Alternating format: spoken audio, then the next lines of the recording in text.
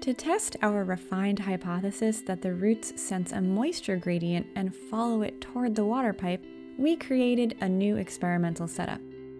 Once again, we'll observe plant roots growing inside the Y pot, which looks like an upside-down letter Y with 2 openings at the bottom. But this time, we'll move the water pipe away from the soil in the pot.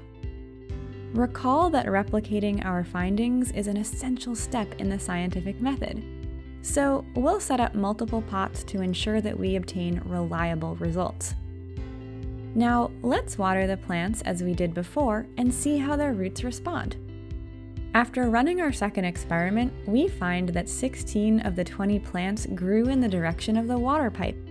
That's 80% of our test subjects. Interestingly, even though there is no contact between the soil and the water pipe, and no moisture gradient can build up, most of the plants are still sensing where the pipes are. So we've proven our second hypothesis as incorrect, and we can now reject it. Remember that these findings do not mean that we failed. We had a reasonable second hypothesis, that the roots are following a moisture gradient in the soil.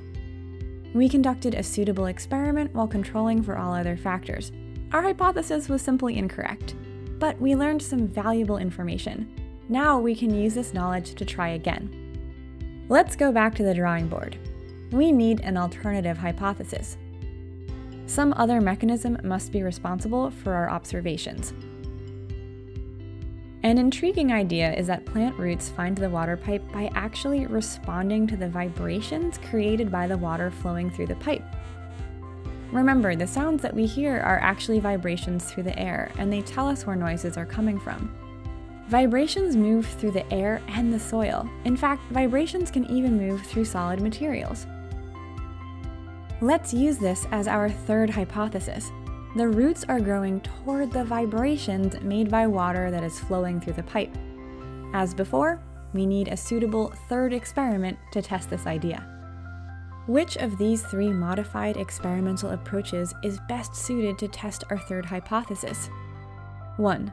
Remove the pipe from the Y pot so it doesn't touch the soil at all. 2. Add a speaker on one side of the Y-shaped pot that plays the sound of flowing water. 3. Add 2 speakers, one on each side of the Y-shaped pot, that play the sound of flowing water.